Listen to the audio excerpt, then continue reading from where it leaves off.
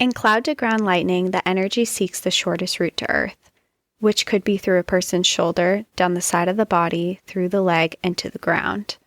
If the lightning does not pass through the heart or the spinal column, the victim will often survive. Lightning current can pass through tissue and not cause harm, as long as it is tracking an uninterrupted route and doesn't get slowed down. If a bolt gets caught inside the body and spends time there, however, it can burn and cook from the inside out.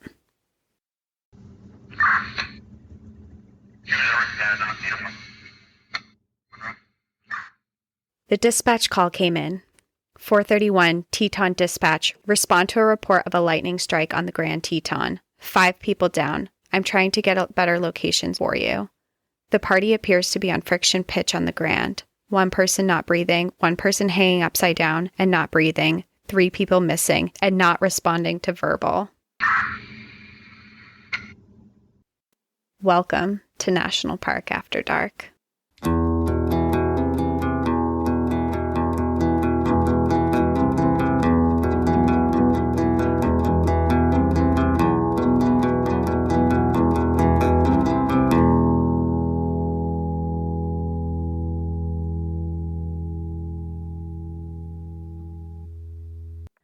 Welcome back, everyone, to another episode of National Park After Dark. My name is Danielle. And I'm Cassie. And happy National Park Week, everybody. We are so excited. It's the happiest day, happiest week of the whole year. Golf clap. And it's happy, and we're excited because we're doing our second giveaway, and we put a lot of thought into this one because we're giving away a few things in this package. We have like a little bundle going on. Yeah, and it's up now. You can sign up if you're interested. Go to our Instagram page, look at the rules. You can sign up to enter. It will be up all week. And this week's exciting too because we are going to be really highlighting different parks all throughout the week. We're going to be posting about them, information. We're going to try and add some things in conservation for ideas where you can help out in different parks. It's just a fun week. It's National Park Week. It's what we're all about on this whole episode, this whole podcast. So we're really excited for it, and we're going to try and bring fun things to you guys every day.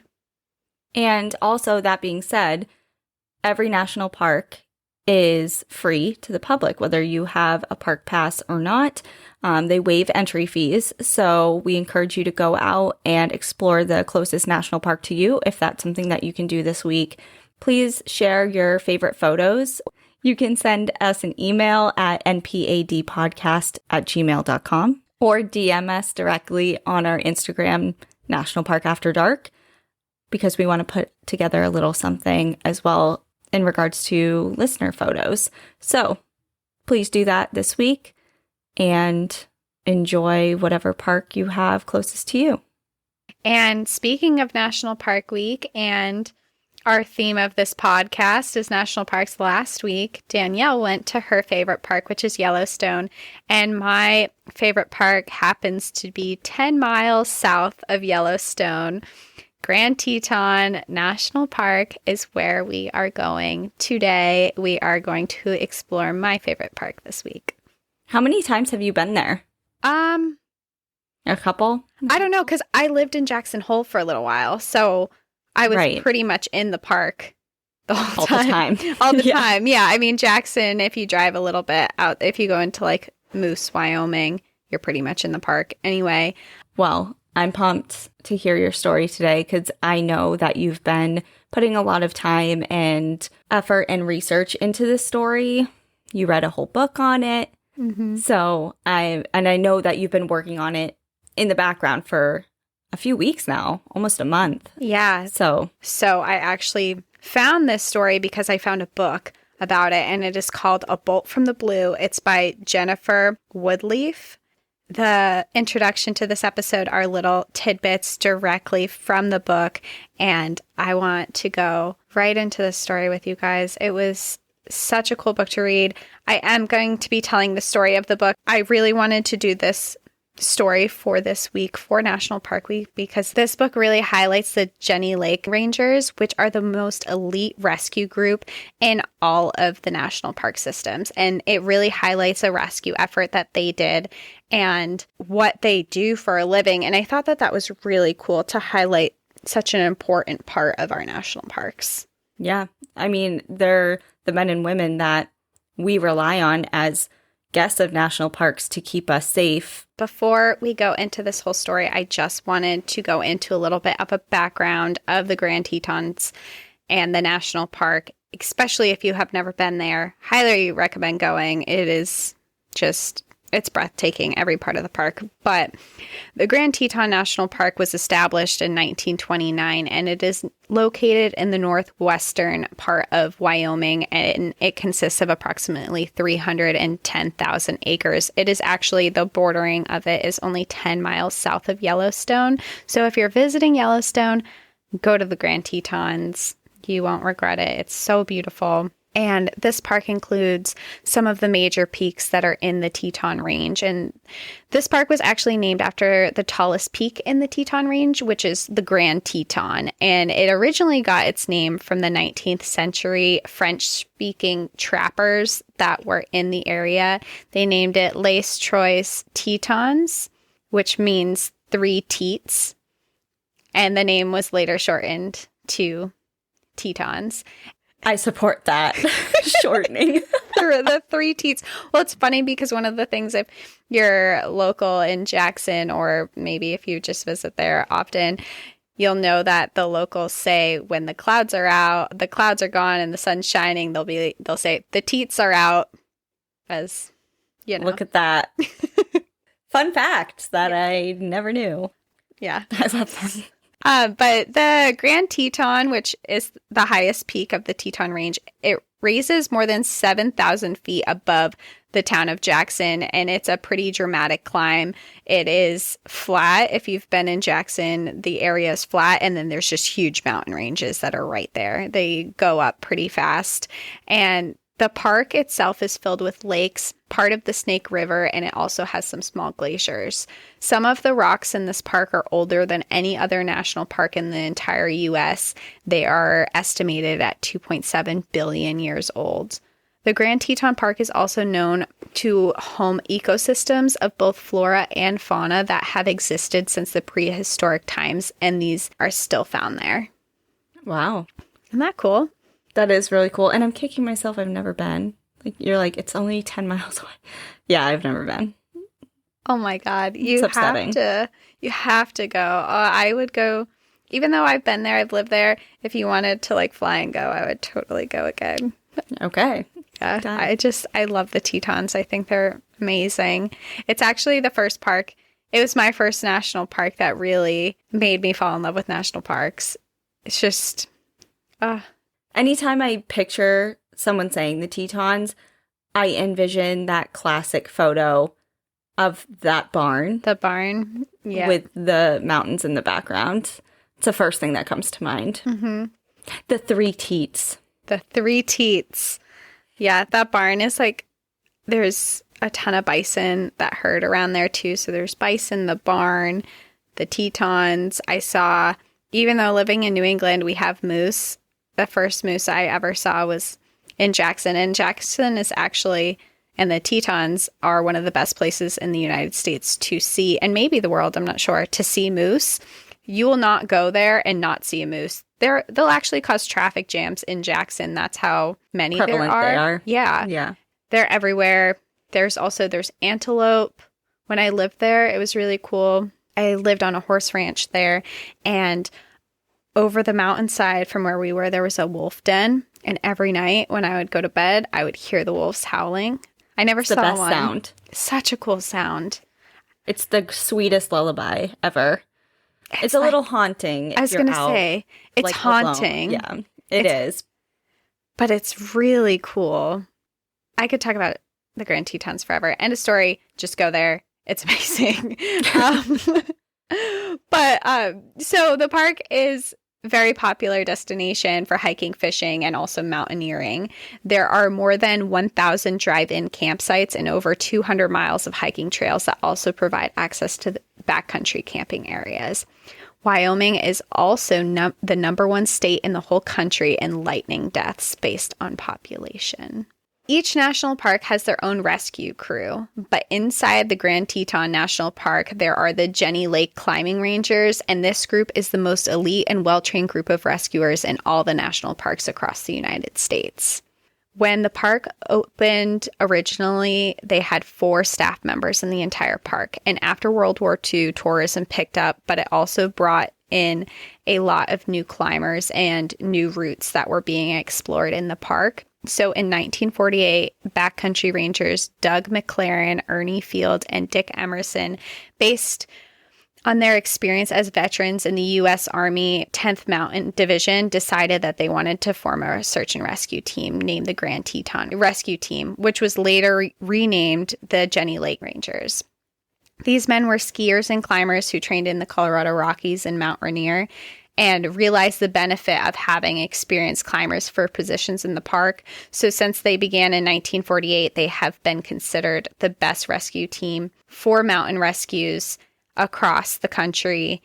And in 2003, when this story is based, Rennie Jackson was their leader. They've built up quite the reputation throughout history for kind of being best of the best in their field. Yeah, they are known as the best of the best. They're the most athletic. They're the most fit. They're the most experienced climbers. You have to go through a certain test to be part of their team. They're not easy conditions out in the Grand Teton, so you have to be the most elite to be there. So in 2003, their team included, and I want to make sure I say there are a lot of people in this story, and I'm going to say their names, and you don't have to keep track of everybody's names, but there are certain people that are going to come up over and over. So I just want to say their names, and hopefully you can all kind of keep track of who is who, and I'll try to do my best to make sure that that's obvious. So in 2003, their team included Rennie, who was the leader of the group, Brandon Torres, Leo Larson, Dan Burgett, Jim Springer, Jack McConnell, Chris Harder, Craig Holm, George Montipoli, and Marty Videk. All of these men were very experienced climbers, and they were highly trained in rescue operations. Every single one of them had summited the Grand, which again is that highest peak in the Teton Range, and spent a lot of their time in the park and along many other climbing expeditions. They were in climbing expeditions ranging from Nepal, some trained in New Hampshire, which I thought was really cool. Mount Washington? Yes, Mount Washington, and there's actually a lot of climbing up in northern New Hampshire, especially when you get into Rumney. They have a lot of bouldering up there, and then there's Mount Washington, there's the Notch. There's a lot of climbing up there. Which, of course, now that you say that, it's kind of like, duh. But as far as training in difficult conditions, Mount Washington came up first in mind just because of the dramatic changes in weather that mountain experiences. Yeah, they have rock climbing, ice climbing. They have some of the worst weather in the world there. Certainly a place to train. So they had people on this crew that trained in New Hampshire, Yosemite, Mount Rainier. They all had different backgrounds and jobs. Some came from medical jobs. There were wildlife biologists. There were wildland firefighters. There were climbing instructors, ski instructors.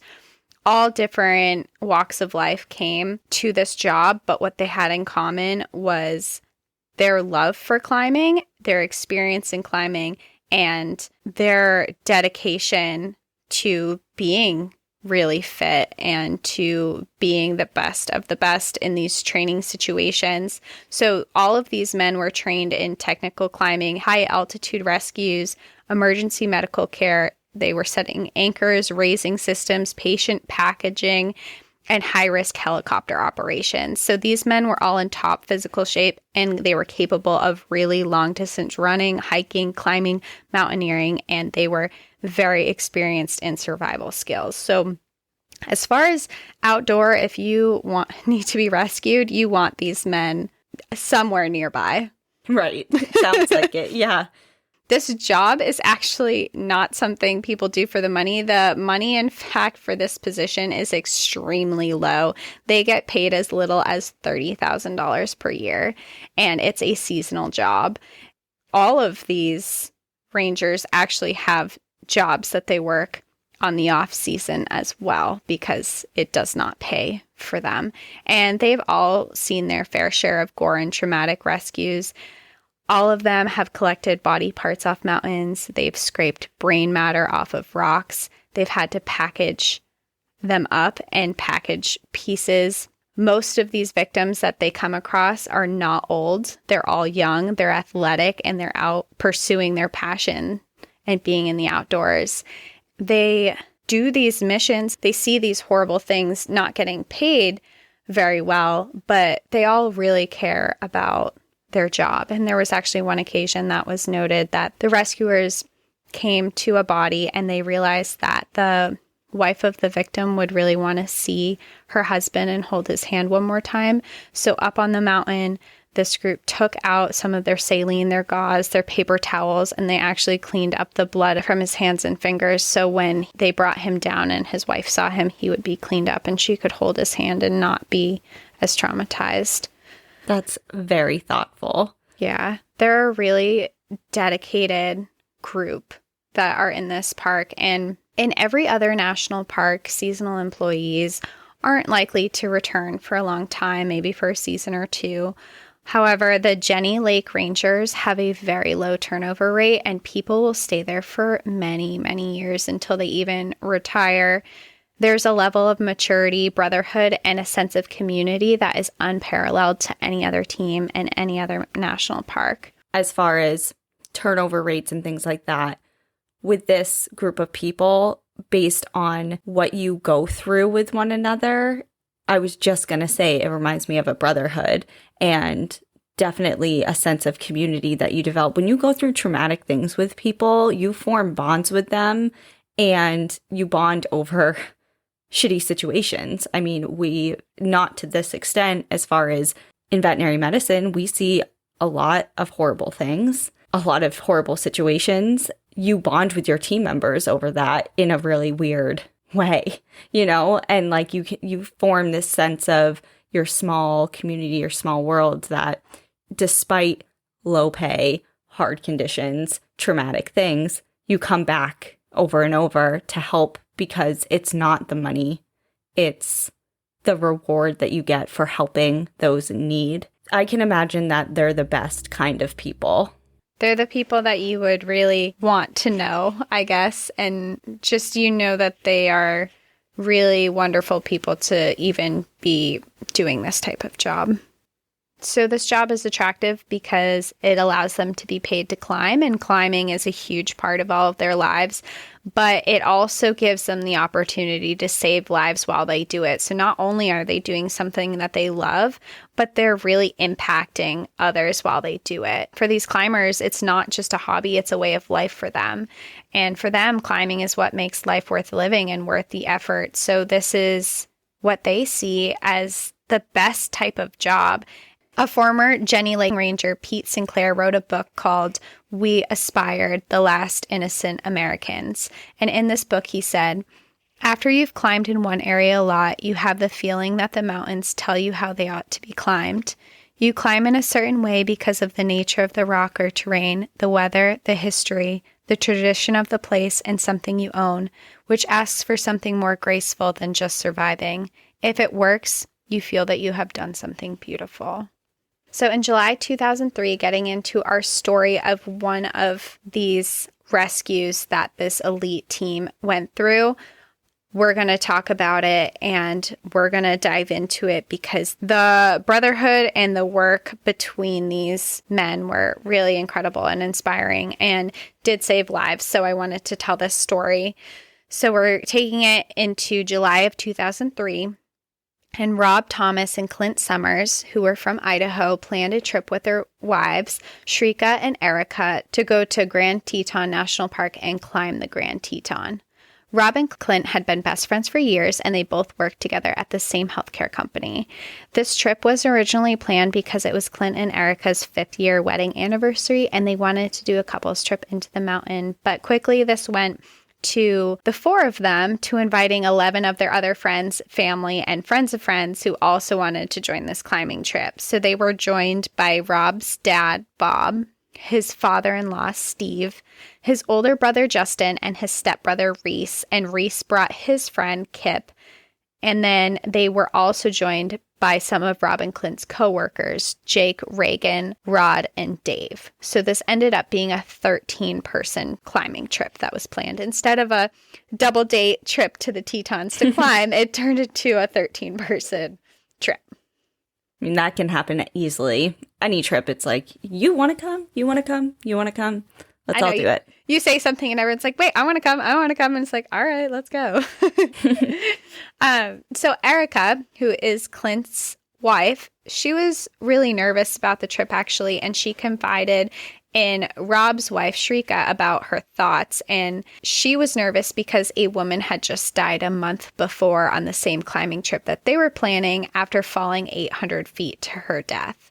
And even though Erica herself, she was a very experienced and talented climber, she did lack some self-confidence, and she was a very talented and experienced sport climber, but she didn't have as much experience mountaineering. So she really wasn't feeling confident about her climbing skills out on the Tetons. Okay, this is going to sound very naive, and I'm sorry to all the climbers out there, but just to clarify, so the difference between sport climbing and mountaineering is sport climbing more so in a contained environment, like at a climbing gym, or just on, like when you go out bouldering and, you know, you're not scaling a mountain, you're just doing a short run. It can also be doing climbs where there are already anchors set up for you along the route, where mountaineering is more you have to set up all of your own stuff and there aren't anchors as you go. Yeah. Okay. July 23rd, 2003, Rob Thomas was able to get a permit for their 13-person group to camp at Garnet Canyon, and Garnet Canyon is the final area before the ascent to the summit of the Grand Teton. So inside this area, there are different camping zones, and the most popular and where most climbers camp is called Lower Saddle, and it's the most popular because it's the closest to where you begin the difficult climb up the Grand Teton. Lower Saddle, at this time, it was completely full, and the group had to be separated into 2 different base camping areas. One, which was called Meadows, which was just over 9,000 feet in elevation, and the other one was at Moraine Camping Area, which was 11,000 feet of elevation. So they had to separate into 2 groups to camp for this.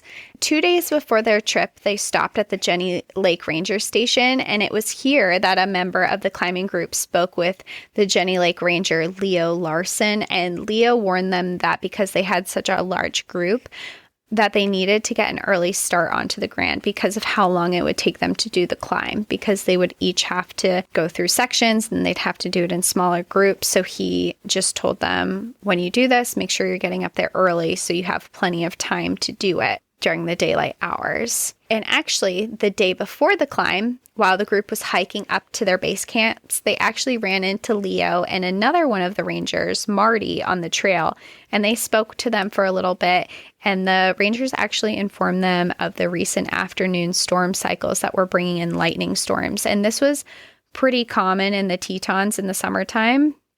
They get lightning storms throughout the day. It's nothing new.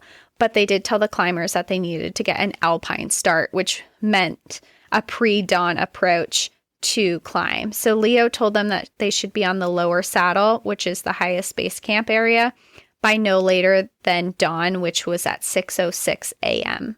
And he warned that getting an early start would reduce a lot of the dangers that they would face as the weather warms up. So that would include, as the weather's warming, falling ice, rocks, and the thunderstorms tended to come later in the afternoons.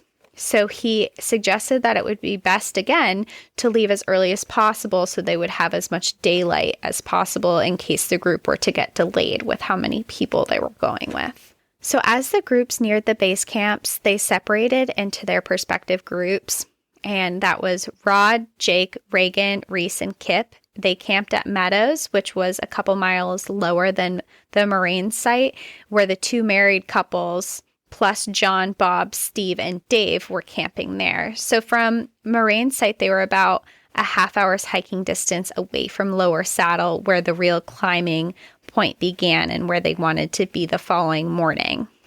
Okay. So on July 26th, just before 6 a.m., Rob and Sharika woke up, and they woke up Clint and Erica as well. And shortly after, the other climbers in their group emerged from their tents, and they all sat around, and they heated up some water, started cooking some breakfast. It was a pretty slow-moving, quiet morning. They were pretty tired from their hiking from the days before. And it wasn't until they started packing up their climbing gear and all their ropes and harnesses that they had gathered and their helmets that they began to start getting really excited. So now they were like, okay, they're waking up, they're getting excited, they're getting all their gear. And while they were waiting for the other half of their group, because they're still waiting for the other half of the group at the lower camp, they started deciding what type of clothing that they wanted to wear for the day. So the past 6 weeks, it had been really warm, and there had been days that it was 90 degrees, even close to the summit. So there were days that you could hike and climb in shorts and a t-shirt up there. And there were no signs of bad weather at the time, but there were a few of the hikers in the group, especially Erica. She was preparing for cold weather. She brought tons of layers, where some others thought shorts and a t-shirt were fine, and they kind of ranged from what they had decided to wear for that day. This is giving me anxiety because weather is always a factor in almost every story we've ever done. And I go through the same conundrum literally every time I go for a hike. It's like, is it going to be warm? It's warm here. What about in the mountain, on the mountain, or at the base of the mountain versus at the top? Am I going to get cold? Am I going to get hot? Is the weather going to turn? It's like I'm dressing for every season. I have every season's worth of clothing either on me or with me.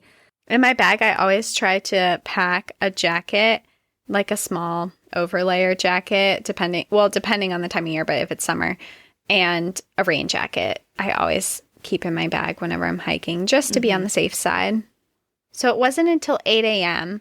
that the other group met them there, and they headed up towards Lower Saddle. So if you remember, the ranger had told them that they should be at Lower Saddle by 6 a.m., and it's 8 a.m. The group of 13 people, they broke up into 4 separate teams, and they made it so they would have an experienced climber in each of the groups. So each team was led by a person who had summited the Grand before, which were Rob, Justin, Dave, and Clint. And Dave led the first rope team of 3, followed by Rob leading 4 climbers. Each team carried a radio to talk to each other, and they used these radios mostly for climbing commands. Some of the climbers were very new to climbing, and it was actually Jake's first time ever climbing was a few weeks before that. So this was his second climb that he had ever done. This climb was considered to be very strenuous, but every single person in this group was very athletic, and they were all in very good shape, and they had experienced climbers, and they didn't think that it was going to be an issue. They actually have group tours almost that will take you up to this climbing, and they'll bring not very experienced climbers up to this climb. And it's not considered a really, really difficult climb. There are difficult sections, but there are fairly newer climbers that do climb this. And I don't think it's super recommended, but people pay to do it, and they do it. They thought with all of them being in pretty good shape that they would be fine. Well, and all the support of everybody else in the group being an experienced climber, the logic was probably, yes, you may not be that experienced, but with all of us combined, we'll help you out, it'll be fine type of deal. Exactly. The group had decided that they were going to take the Exhume Ridge route to the summit, and this was one of the most famous routes in all of America for alpine rock climbs. So it was a beautiful day. There were bright blue skies. It was sunny. It was a little brisk out, but the route was crowded with people. There were groups taking their time and being in a large group, there was just no way for them to get around them. So they weren't moving as quickly as they had planned. By the time they actually made it to the flat area of Wall Street, which is the name of this part of the rock face, it marks the beginning of the Exhume Ridge route. And by the time they got to that area, they actually came to a complete stop. There were more than a dozen climbers trying to maneuver their way around the technical climb, and the whole area was backed up to the point where there was a line of people in front of them and behind them. Kind of just like a traffic jam. Yeah, which is kind of crazy to think. They're 11,000 feet in elevation and they're in traffic, essentially. Yeah, like hanging on the side of off the side of a mountain. Yeah. In bumper to bumper traffic. Yeah. That's kind of weird to think of it that way, but it's the most popular climbing route in the US, so I guess it does make sense. So while they're waiting, they pass the time by eating snacks and taking photos of the beautiful views, and they were really excited for this day. But as they're waiting to do this climb, their anticipation was growing. This climb they were about to do was actually the most technical part of the entire route. So after they had been sitting in line waiting about an hour, their excitement, they started to become really anxious. And Erica was debating if they should just turn around at that point because she was cold, she was tired, and this was taking a really long time. She didn't know if it was a good idea to keep going forward. But the group was cheering her on, telling her she could do it. She was already nervous from the get-go, so they were like, no, you can do it. We're already up here. Like, let's go. We're not that far away at this point. Let's go. And so she sat and she watched a lot of the other climbers doing the route. And after waiting for a while and watching, she decided that she was okay with the climb. But it was at that point that Clint, her husband, decided that it might help Erica feel a little bit more comfortable if the groups changed up teams, because Clint and Erica had been climbing with Jake, who was the newest climber of the whole group. So Clint asked Rod, who was a much stronger climber than Jake, if he would trade places and climb with him and Erica to make Erica feel more comfortable on this climb instead. And Rod agreed to that. Just ease the nerves a little bit. Yeah, she's been nervous this whole time. Have her just climbing with really experienced climbers instead of Jake, who just didn't know as much as the other people did. So when they reached the sheer rock face of Friction Pitch, which is the upper part of Exhume Ridge, dark thunder clouds were building in the northwest. And it's very common, like I said before, in the Tetons for thunderstorms to suddenly come into the ranges on the summer afternoons. And it was around 3 p.m. It started to sprinkle. And shortly after that, icy rain drenched the group. It's cold.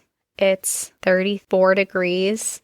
Now they're suddenly drenched. Clouds are coming in.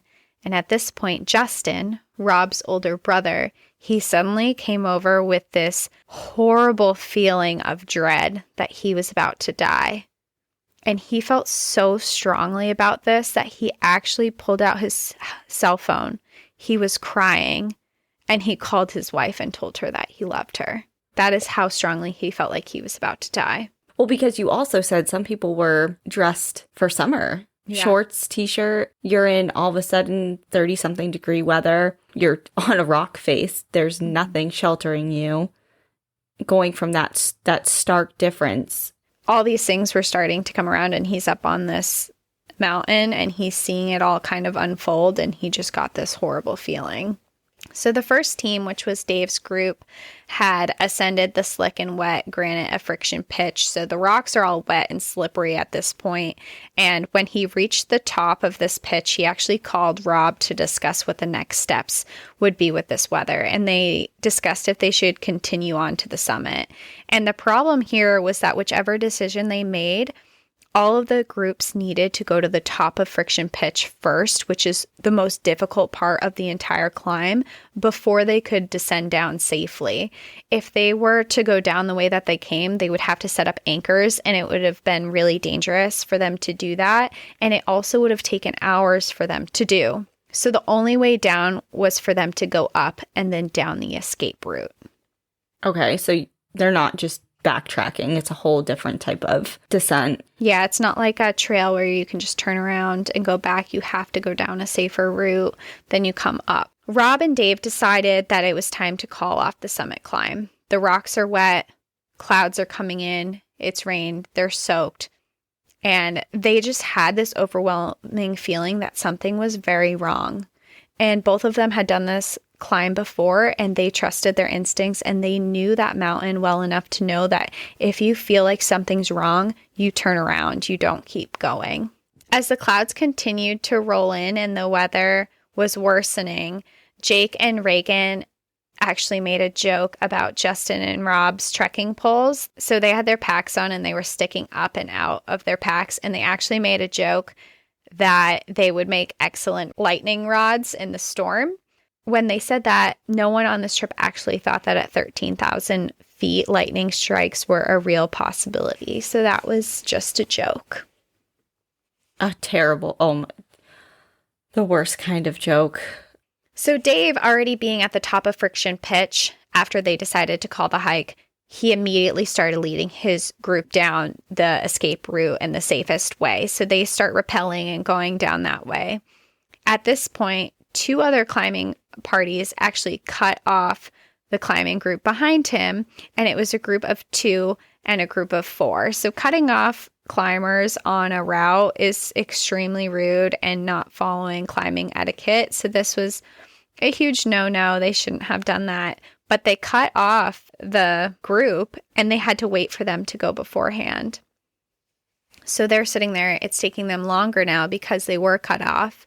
And then Rob ascended Friction Pitch first, and he set up metal anchors for the other climbers so he could actually belay them up himself to quicken the process. So instead of them climbing up and hooking in and whatever, he would just belay them up and help pull them up, and it would be a lot faster that way.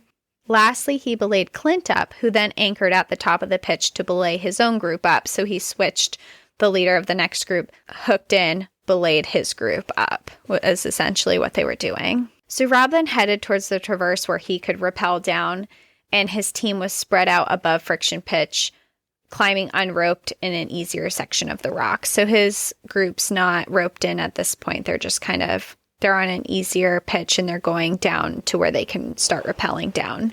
And then Clint's group started their ascent up Friction Pitch. He was grouped with Rod and Erica, as we talked about earlier. And first, Clint belayed Erica from below and brought her up to him, and Rod was waiting at the bottom. Also waiting were Jake, Justin, and Reagan, and they were all tied in a single point anchor at the base of the pitch, so they were their own group before them as well. Clint belays Erica up, and her climb up went smoothly, and she was drenched from the rain, and she was shivering in the wind, and she sat down to Clint, and she cuddled up against him. So for a few moments, it was just them together on this ledge, and they just sat there taking in the views together as husband and wife. They gazed over the views of the Teton Valley, and side by side, hip and thigh pressed together, they felt like they were on top of the world. Erica looked at Clint and said, "It was worth it."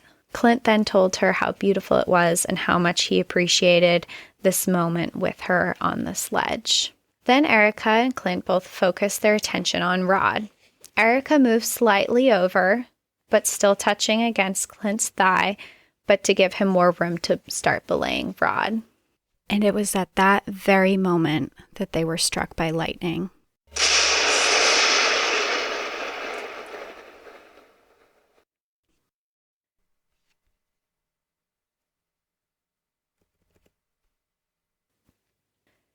The next moment, Clint was screaming. Looking around, it took a moment to figure out where he was. His eyes were blurred and he couldn't figure out where the screaming was coming from until he realized it was his own screams. He looked to his left and his wife was sprawled out on top of him, not moving and not breathing. He started to yell again, screaming her name over and over with no response. He then started yelling for help. Rob suddenly came up to the scene where he saw what was happening, and he immediately looked over and he saw Erica's body. And I want to warn you all, I'm going to describe this scene, and it is very graphic, and it is hard to listen to. So if this is something that you do not want to hear, I recommend fast forwarding about 30 seconds. So he saw Erica's body, and what he saw her eyes were bulging out of her head, her lips were black, the entire right side of her face was very badly burned.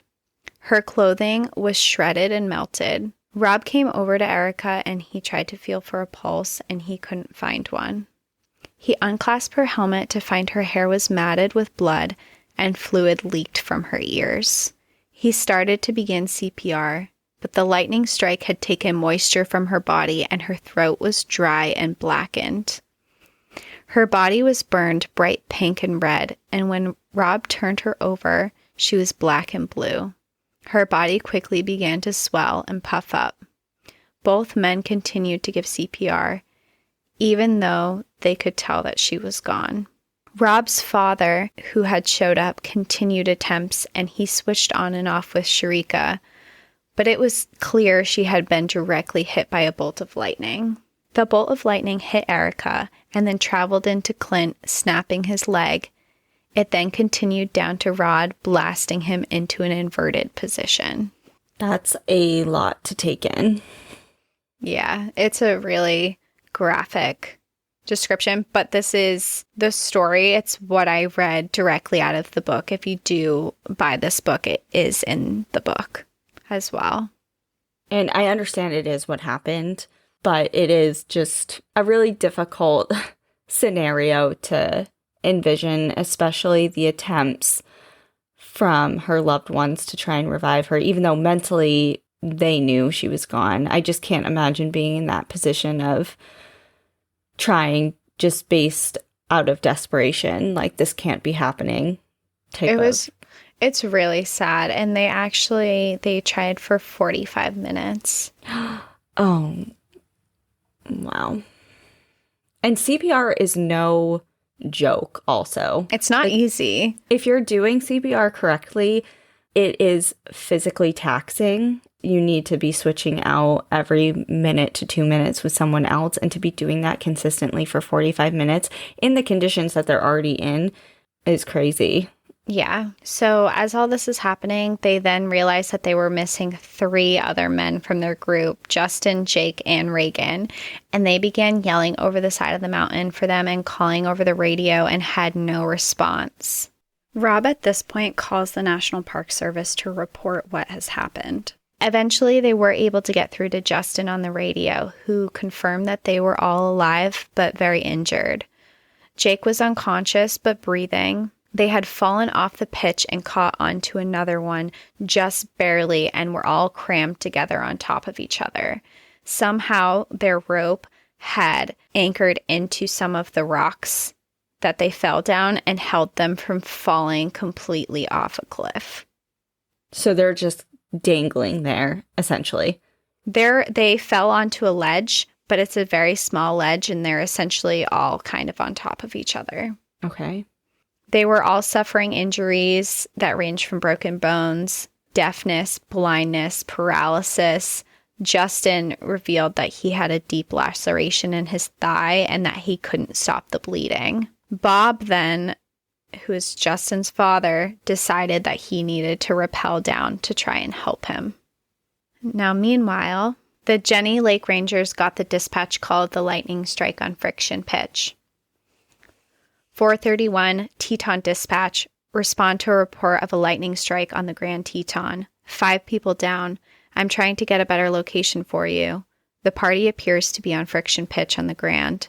1 person not breathing, 1 person hanging upside down and not breathing, 3 people missing and not responding to verbal. And immediately the Rangers knew that this was going to be a huge rescue mission just based on the description. This was the kind of mission that the group had been training for their entire careers, and no one wanted to miss out on this. So as soon as they got this call, there were Rangers coming in from whatever they were doing, wherever they were, and they headed straight to the ranger station to get ready because they knew how big of a call this was, especially when they said that there wasn't just 1 person down, but there were multiple people down. they were able to get into contact with the climbers, and they were able to get more information about what happened. And based on their description and their locations, they knew that this was going to have to be a helicopter rescue mission.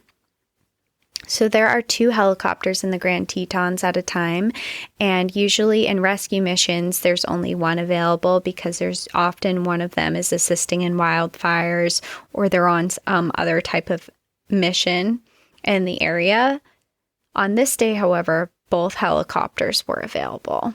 So Lawrence Perry was brought in to help this rescue mission to extract the climbers from their site. And Lawrence Perry was one of the best of pilots.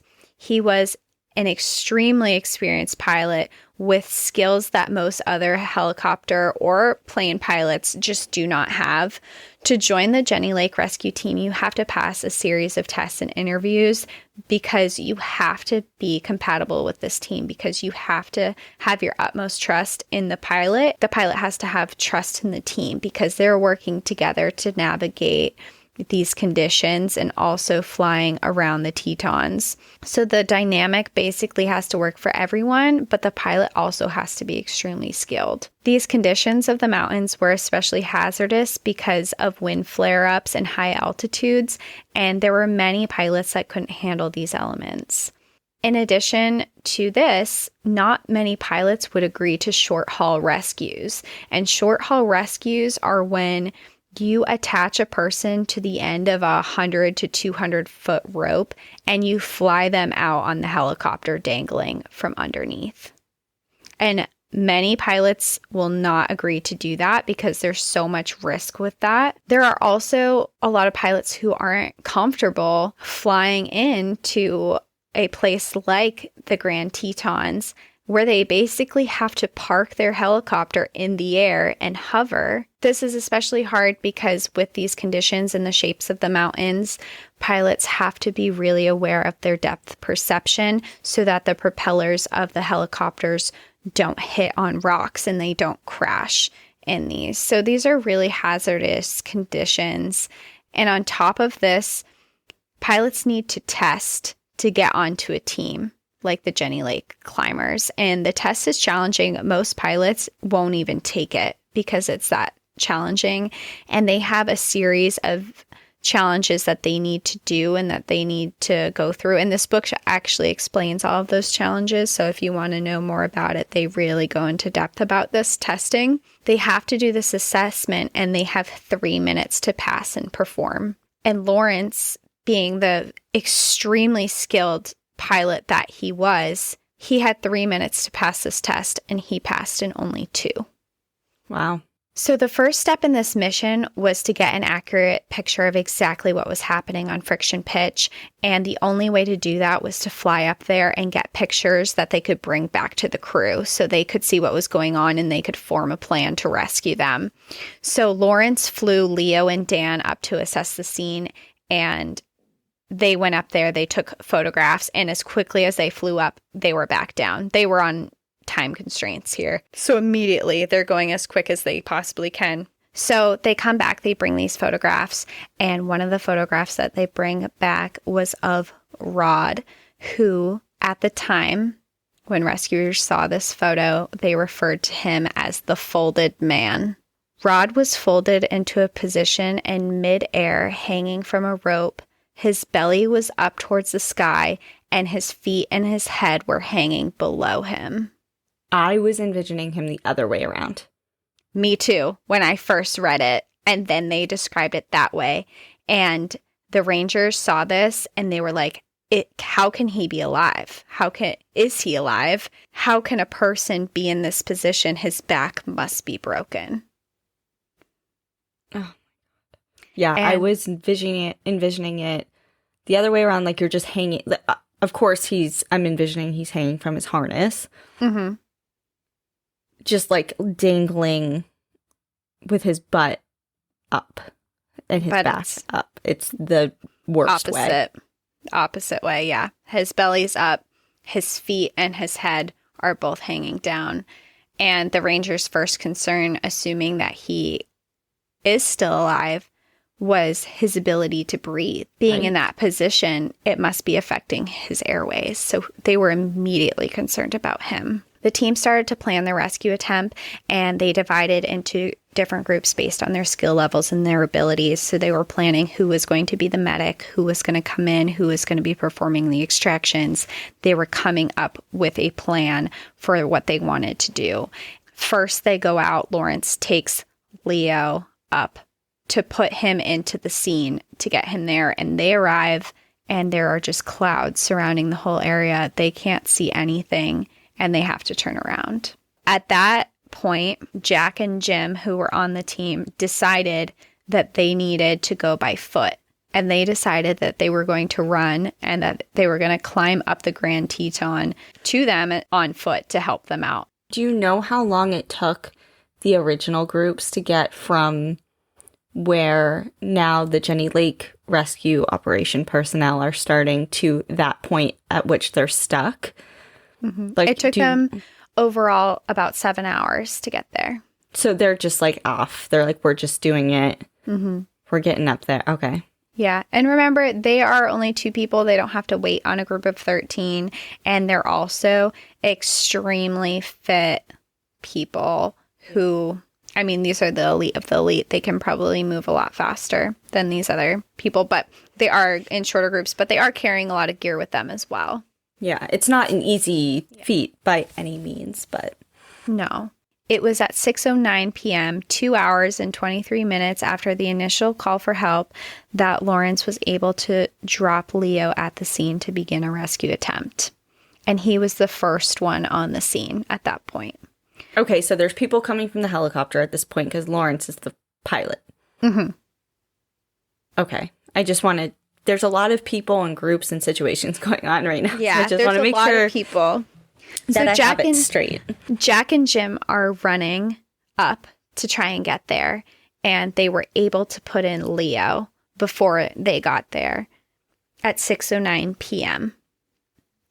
So Leo gets there, and he starts to assess the scene, and when he gets there, it's clear it's a horrible accident. The climbers were completely shattered looking, just so overwhelmed. They're covered in blood, they're disoriented, they're cold, they're confused. And Leo gets there, and his first mission was to assess each climber. He needed to find out who was the most critical because he needed to get the most critical person out first. And at this point, he's fighting time. Because it was late in the evening now, it was essential to get the climbers out that wouldn't make it there throughout the night. So he had to find the most critical people to get out before nightfall, because after nighttime hit, helicopters legally weren't allowed to fly because it was too dangerous to be up in the mountains during the night and not being able to see. So that gave him until 9:32 p.m. From 6:09 p.m. to 9:32 p.m. to extract all of these people off the mountain. And at this point, hypothermia was a big concern. So the first person he assessed was Erica. And the group told him that she was dead, and he went over, and he could tell right away that she was gone, but he checked her pulse, looked her over caringly, and he very quietly pronounced her dead. He then turned his attention to Rod, who they referred to as the folded man, and he asked the group if he was still alive. And the climbers confirmed that he had been moaning and responding to them when they were yelling to him. So Leo yelled to him a couple times, and after a couple times effort, he did hear a couple low groans and moans, confirming that he was still, in fact, alive, hanging there. Alive and responsive to some Barely. degree. Yeah. At 6:15, Lawrence short-hauled Craig into the scene with medical equipment, and he did the short haul in a total of 6 minutes. So they're moving. They're moving as fast as they can to get this. Because if you remember, Leo was dropped in at 6:09, and the helicopter dropped him, went back, picked up Craig, and got back all within 6 minutes. Wow.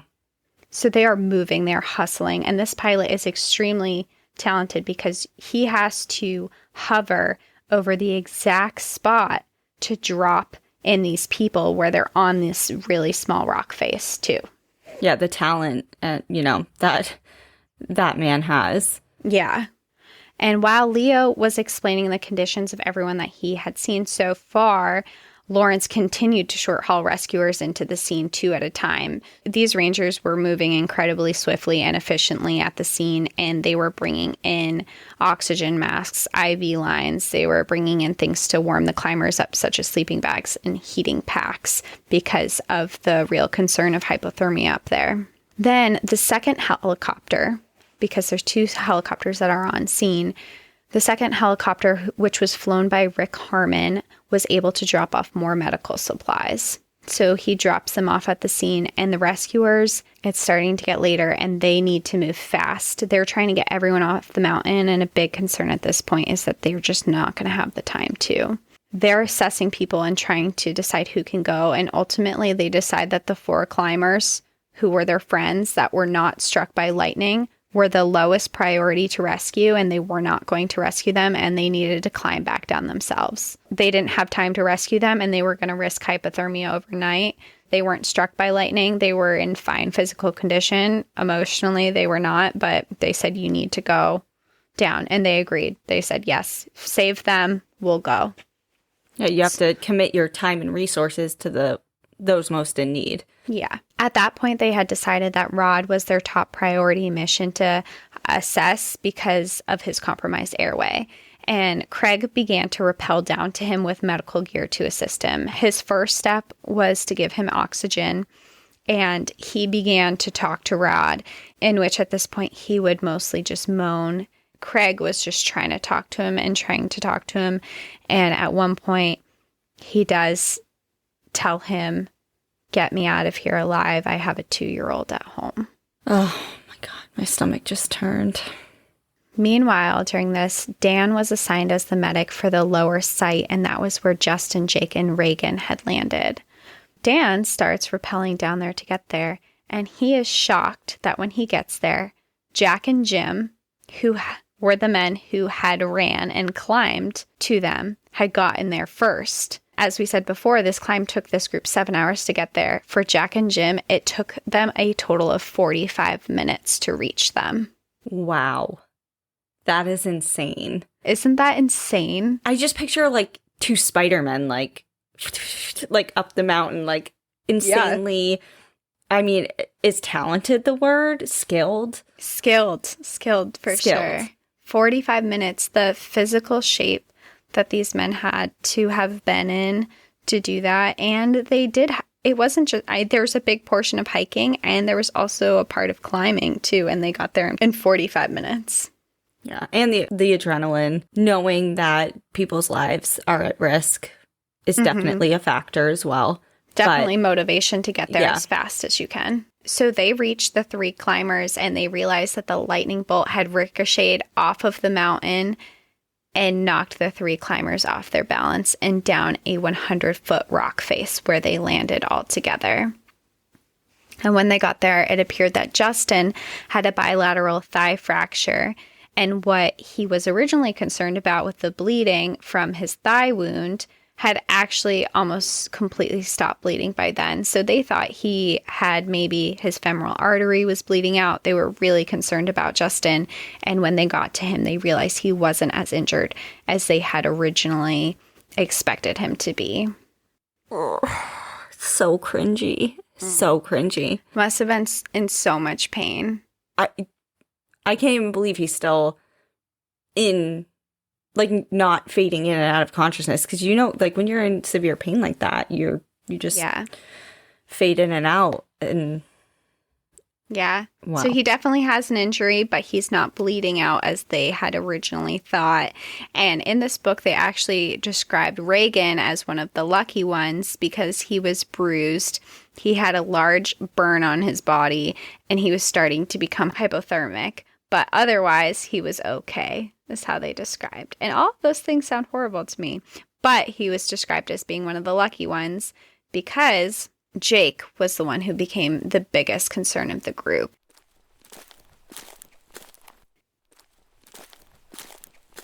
When they were struck by the lightning, Jake was unconscious, and when he woke up, he was completely paralyzed. He had severe head injuries from smashing his head on the rocks during the fall, and he was not very coherent. He was so out of it, he was dysphoric, and he said things like, "Where are we?" And he even had a smile on his face and said, "Oh, what a pretty view." Bad news. Yep, not good. He had a serious concussion, and he was continuously asking what had happened. Even after getting responses, being told we were struck by lightning, he would ask again and again, to the point where the guys were like, "Hey, cut it out. You've asked enough." But he just didn't know what was happening. Jake was the most concerning of the three of them, but he was also the hardest one to get to because he was wrapped up in a bunch of climbing rope and he was directly underneath Justin's body. And they actually found, because the three were attached to the same rope, that when they fell down, Reagan and Justin essentially rode Jake down this rock face, and Jake took the brunt of every hit on the fall down. No. So they're all entangled in the same climbing rope. Okay. And actually the only thing that saved them from falling off of this rock face was this climbing rope got stuck and wedged in between some rocks and some crevices to keep them from falling off the cliff. So the rescuers are assessing the situation, and they decided that there just wasn't enough time left in the day to maneuver getting the most critically injured out first. They needed to try and get everyone out as fast as they could, because if they spent time trying to cut Jake out of these ropes or tried to get Rod down from... Rod's hanging. He's really hard to extract at this point. If they spent a lot of time trying to get them out first, they weren't going to get anybody else out. And also, to get to Jake, they needed to get Reagan and Justin out first. They threw out the idea of getting the most critically injured out and were getting the easiest ones out as fast as they could. So the first extraction would be Reagan, and it would be Clint. And Clint was Erica's husband, if you remember from earlier. And although Clint wasn't severely injured, he had a burn and he was very distraught. They wanted to send him out first because they didn't want him to be near Erica's body anymore, and they just wanted to get him off of the mountain as quickly as possible. So they were each strapped into harnesses, and they actually call these screamer suits, and they were flown off the mountain in the short haul rescues. So the helicopter took them to lower pitch, where that second helicopter was, where that helicopter would fly them down to Teton Valley, where they could be transported to a hospital. And the Rangers had actually called in multiple ambulances. They called in hospital helicopters and hospital planes to come in for these people. So at the bottom in the Teton Range were a ton of medical crew waiting to pick these people up just wherever they needed to go. Yeah, exactly. Yeah. So they essentially had a bit of a trip because they got picked up by one helicopter, short hauled to another helicopter where they could be put inside of the helicopter. So if you remember, they're dangling below from a rope 100, 200 feet below to get to the second location. Mm-hmm. So they get them into the second location and get them actually inside of a helicopter. And then from that helicopter, they're transported to the members of the medical staff from whether it be other rangers or the hospital or whatnot. And then they're transported from there. It's like a, what are they called? A triathlon? A relay race. A relay race where you tag in for your duty. Yes. That's essentially, what this is at this point. So next, Lawrence came in to pick up another climber. And he had Rennie inside the helicopter that was guiding him to let him know how close he could get to the mountain without risking the propellers hitting the mountain. So they're relying on each other for depth perception and looking. Next to be extracted would be Bob Thomas. He was the one that rappelled down to help Justin. He had been incredibly helpful while the rescuers weren't there to help stop blood and keep Jake conscious because he was trying to make him not fall asleep while he was up there. But when Rangers asked him if he thought he was able to climb down himself, he answered no, and that he was physically and emotionally exhausted. So they decided to just short haul him out, and he was flown out at 7:52 p.m. Next was Justin. Justin had been so tangled in rope that was stuck inside the crevices of the mountain that it was hard to tell if they had cut every line when attempting the extraction. When they got him into the suit and ready to go, the concern was that he would still be stuck on the rope and that when the helicopter went to take off, it would pull and be stuck and actually send the helicopter spiraling into the mountain. So helicopters are really sensitive, I guess, and just reading on them, winds, there's a lot of navigation, and if there's like a huge pull when they go to take off, that can off-throw their whole balance and could actually send them into a crash. Lawrence decided that he would very, very slowly start flying off with Justin, and the Rangers actually stood there all with knives out, ready to cut as fast as they could at any ropes that they might have missed that were still in the mountainside. This is like making my heart beat.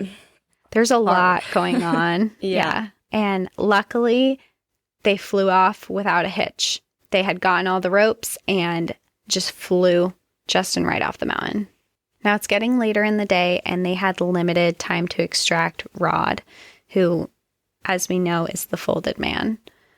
Craig, Leo, George, and Jim had set up a raising system through ropes to pull Rod up to the ledge from where he was hanging, because remember, he's still just hanging midair.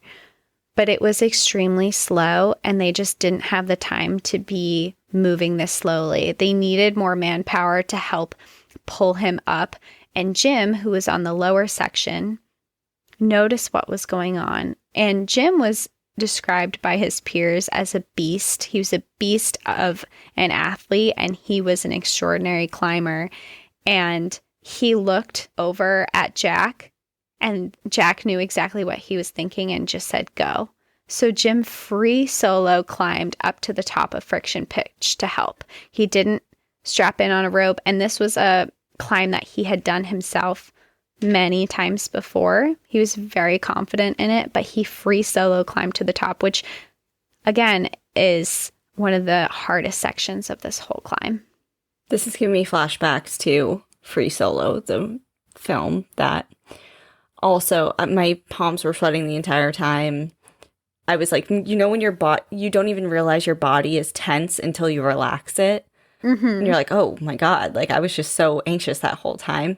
That gives me, again, fear of heights and this and that and whatever. But especially in this situation where there's so much more at stake and you're already risking your life and now you're really risking your life free soloing this. Which I think just shows the dedication to really wanting to save their lives. While they continued to get Rod to a point where they could be rescued, the three Rangers with Jake prepared his extraction as well. He was loaded up into a harness and sent off at 8:53 p.m. And Jake, at this time, he was still not very coherent. He was taking the whole situation very lightly. He was taking jokes. He was kind of just how they described in La La Land. Because of a clear head injury, he actually, before he went off, he asked the Rangers if they could take a photo of him when he flew off the mountain in the rescue. And the Rangers took it for him. So there's a photo of him flying off. So after this, they only had 30 minutes left of fly time, and they needed to extract Rod. With him most likely having a spinal injury, he needed to be sent off in what is called a litter. And basically, it kind of looks like a gurney, but it has sides, kind of like a giant basket for a body. There's no top on it. You just lay in it and you're strapped in. And they decided that they needed to send him off in this. And the concern with doing this was that if he was laying down and the condition that he was in, that if he vomited at any point during this ride, he would suffocate and die. So they were really concerned about even extracting him this way.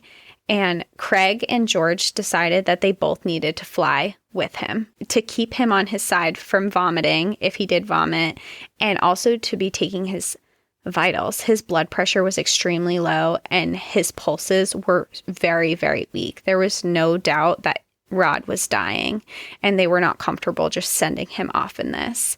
Neither of them had ever flown on a short haul with someone being rescued before, but they very calmly, very confidently jumped on, strapped in, and went for the ride. They actually called in and they asked for permission to just fly directly to the bottom of the Teton Range to get him directly to personnel because they didn't think that there was time to stop at the other helicopter, load him up, and bring him down. He just needed to go, which also defeated the purpose of a short haul. The short haul was just to get them as quickly as possible into a safe zone so they could get them inside of a helicopter. Now they were traveling much farther with all of them just dangling in the air. So they were able to get him directly to the bottom, boarded onto another flight, and sent directly to the hospital. This left the Rangers, Leo, Dan, Jim, Jack, George, and Marty on the mountain still with Erica's body. And they all stood up there wondering if one of them were going to have to stay the night with her to avoid any climbers seeing her in the morning, and then waiting to extract her in the morning. And while they're all sitting there wondering, suddenly the second helicopter appeared right over their head to pick up Erica. The helicopter had been in the air at 9:09, which is when the last flight is allowed to go out. And they had known that if they had landed before coming to pick Erica up again, they wouldn't have been allowed back up. So they just went straight up there to pick her up. The Rangers were able to package up her body and sent her off on the last flight of the night, successfully getting every single climber off the mountain. Wow. In that short 3-hour or less window. Yeah. That's incredible. Yeah, they really worked together. And one of the things that they commented on a lot after was how seamlessly they all worked together and made this whole thing happen between the rescuers, the pilots, the people on the ground. Everyone worked so well together. Everything went off without a hitch. In terms of rescue, it was the perfect rescue. There was not a single thing that they did that should have been done differently. They figured it out together. They worked as a team. They figured out who needed to go, what they needed to do, how they were going to do it. And they managed to get every single one of them off the mountain when they were planning for some of them to have to spend the night. So best case scenario. In a worst case scenario. Mm-hmm. An update for all of the climbers on this mountain. Everyone except for Erica survived this ordeal. So Rod ended up getting flown to Salt Lake City Hospital. He was actually in a coma. They put him in a medically induced coma. He came out of it. He ended up having to do physical therapy, and he did have some damage to his body, but he was not paralyzed, and he has recovered, and he hikes and bikes and does things to this day. But they did all survive except for Erica. Do you know the status of Jake, the one that was having that mental? So what I read from him was that he made a full recovery, except for he has small memory loss issues sometimes. Again, another best case scenario. He was taking the brunt of 2 other full-grown men tumbling 100 feet down a mountain after a lightning strike. All the climbers that did come out of it, they came out with scars and burns and things like that they live with for the rest of their life. But besides that, they all lived, and except for, tragically, Erica did pass away because she was the one who was directly struck by lightning. It's a tragic and horrible story, but it's also, I thought, a really wonderful story of the Jenny Lake climbing rangers, of how well they work together, and really the significance that they have in these parks and the work that they really do in these parks. I mean, they saved all their lives. I think all of them would have died up there of hypothermia. They were soaking wet and they were struck by lightning. They all would have died if they hadn't been there to rescue them. And there's no other climbing group in the country that could have done that mission the way that they did. So I thought it was really important to highlight their expertise and what they can do. And actually, coincidentally enough, in 2010, there was another story very similar to this one where a group was hiking and climbing in the same area, and a climber got struck by lightning and died. And there was a 17-person rescue mission, and it was the biggest rescue mission that has ever been conducted in the Grand Tetons, which is maybe a story for another episode. Oh, okay. Well, thank you for sharing that story. And I agree that while it was tragic and sad, which is kind of the reoccurring theme, just FYI to everyone who listens, this is a morbid podcast. It's disturbing. I do like the fact that you did highlight the expertise of the rescue operation group, because we do have them to thank. And like you said, each national park has their own search and rescue, whether it be a search and rescue, an elite group of climbers, etc., whatever. These are the people that are helping keep visitors safe when they get into situations, whether it be an accident or part of their own doing, and they need help. These people dedicate their lives to helping others, and they deserve some credit.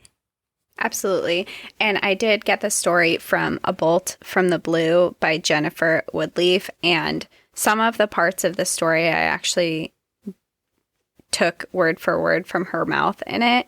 And if you want to read this book, and kind of like I said before, maybe I spoiled it for you because I tell you the entire story, but this book goes individually into each of the climbers and their stories and where they come from and their expertise. It goes into Lawrence, the pilot, and his expertise and his experience, and it goes into their family lives, and it really dives really deep into these rangers' stories, and she tells it really beautifully, and I think it would, even though you know what happens, I still think it would be worth reading. Right on. Yeah, we're starting like a book club. Yeah, recommendation, whether it be books, articles. Well, I think that wraps it up for this week. Yeah, that's all I have for the Grand Teton National Park. Don't let this deter you from it. It's a beautiful area, and we'll be talking to you guys all week because it's National Park Week. But and Friday, we are going to be posting our Patreon episode. So if you are not a Patreon and you would like to be, and you would like to listen to this story, you can go to our Patreon link. It is on our Instagram, National Park After Dark. If you click the link, you can go there, or you can go onto our website, mpadpodcast.com, and go to our Patreon link. And this is a story that is exclusive to our Patreon members, so you can only hear it if you're a Patreon. This story is going to be good. It is, if you're claustrophobic, you're going to have a lot of anxiety. I'm claustrophobic, and I sure did. So if you're interested, go onto our Patreon, subscribe, and you can listen there. Yep. So we'll be posting on our Instagram. And like always, if you have a story of your own, please reach out to us either through Instagram or send us an email at npadpodcast@gmail.com. So until next time, enjoy the view. But watch your back. That's a wrap. Goodbye.